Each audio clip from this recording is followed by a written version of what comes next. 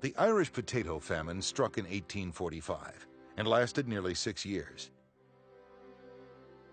It not only destroyed a vital crop, but it also killed more than 1 million people and exposed the social and economic problems facing 19th century Ireland. A mysterious fungus destroyed the potato harvest on a scale not seen before, but the government's inadequate response only made the crisis worse. During the entire famine, British officials never provided massive food aid to Ireland for fear that the constant changes in food prices would unfairly harm English landowners. In addition, poorly organized private relief efforts failed to raise funds from donors. The Irish didn't help their cause either. Farmers who needed cash to avoid eviction exported locally grown wheat and other food staples that could have fed their starving people. As the famine went on, the situation grew more desperate. To avoid mass starvation, the Irish lived off everything from seaweed to grass.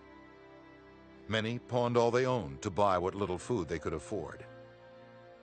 After the harsh winter of 1846, food riots erupted, and the British sent in troops to stop the unrest. To save their estates from ruin, landlords evicted the poor farmers, forcing them to migrate to Canada on poorly built, overcrowded vessels that became known as coffin ships. The Canadian reception facilities at Grosse Isle at the mouth of the St. Lawrence River were woefully inadequate to handle the massive influx of immigrants.